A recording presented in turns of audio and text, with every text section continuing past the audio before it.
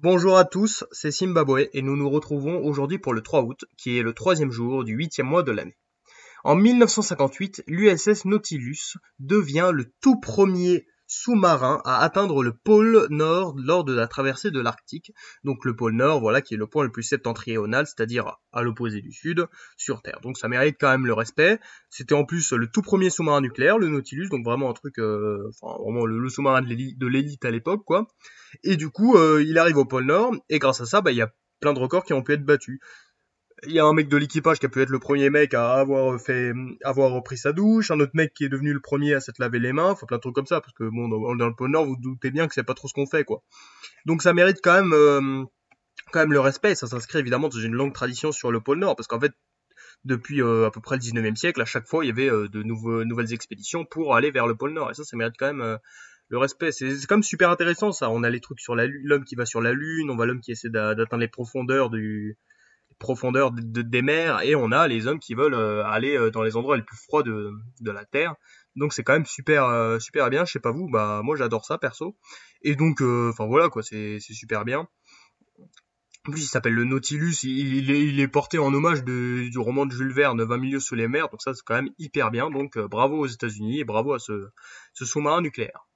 Aujourd'hui, c'est aussi l'anniversaire du tout premier voyage du grand Christophe Colomb. Bon, je vais pas vous raconter toute l'histoire. Voilà, c'est un Espagnol à Gênes, on découvrait que la Terre était ronde et du coup Christophe Colomb, il a voulu aller aux Indes, mais bon, à la place, bon, il y avait un truc qu'il avait pas vu et du coup, il est arrivé aux États-Unis. Il croyait que je déconne. Il est arrivé aux Amériques, il pensait que c'était les Indes. Bref, et donc c'est la redécouverte, hein, évidemment, du continent américain, dont tous les Européens avaient oublié la connaissance. Et donc bah voilà quoi, c'est super sympa. Bon, le voyage a duré 7 mois. Après, faut savoir qu'il a pas débarqué tout de suite en Amérique. Il a débarqué donc à Cuba et sur cette île Hispaniola. Donc c'était c'était pas l'Amérique, mais c'était des îles proches de l'Amérique. Ensuite, il est allé ensuite dans les vraies Amériques. Mais en tout cas, voilà, c'est vraiment un événement très très important parce qu'on parle quand même de toute la redécouverte d'un continent et qui a provoqué d'énormes conséquences sur la suite, hein. Comment aurait été le monde s'ils n'avaient pas découvert cela, si les États-Unis, enfin, si les Amérindiens étaient restés tranquilles, est-ce qu'ils auraient pu développer des grandes civilisations? Ah là là, vous trouvez pas ça hyper intéressant? Donc voilà, Christophe Colomb, un homme qui mérite le respect, même si aussi il a fait beaucoup polémique parce qu'apparemment des comportements controversés envers les peuples autochtones, hein. Bon après c'est pas le seul, mais c'est quand même pas fou de faire ce genre de choses, hein. Donc bravo à Christophe Colomb pour son voyage, mais avec nuance. Aujourd'hui, c'est aussi l'anniversaire de la paix des dames de 1529. Bon, alors ça, c'est très simple. C'est pendant le XVIe siècle. Le XVIe siècle, on a lui, c'est le roi de France, il est puissant. Et il veut envahir l'Italie depuis des dizaines d'années. On a même ses prédécesseurs qui le voulaient. Lui, c'est le roi du Saint-Empire et il est hyper puissant. Regardez, boum, boum, boum, boum, il a des titres partout. Du coup, il se met sur la gueule pour avoir l'Italie, quoi.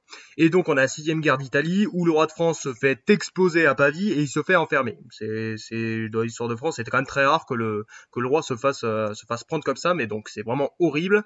Et du coup, on a le traité de Madrid où la France doit céder plein de trucs au Saint-Empire et s'engage à ne plus jamais essayer d'attaquer l'Italie. Sauf que, bon, la France a recommencé, évidemment, des guerres d'Italie, il y en a eu 10, hein, je crois, un truc comme ça. Et du coup, voilà, François Ier s'en fout du traité de Madrid, du coup, il réattaque. Le problème, c'est que ça marche toujours pas, et du coup, qu'est-ce qui se passe? Bon, on a une nouvelle paix, la paix des dames. Donc, pourquoi? Parce qu'en fait, c'est signé en famille déjà entre Louise de Savoie, donc qui est la mère de François Ier, et Marguerite d'Autriche, donc qui est la tante et marraine de l'empereur Charles Quint. Et donc, dans ce truc, on a François Ier qui renonce, qui gagne la Bourgogne, il cède l'Artois et les Flandres, et il s'engage surtout donc à se marier donc avec Éléonore d'Habsbourg, la sœur de l'empereur. Et du coup, à ce moment-là, Charles Quint est vraiment le boss des boss. Il a absolument tous les pouvoirs. Dommage, ça ne durera pas.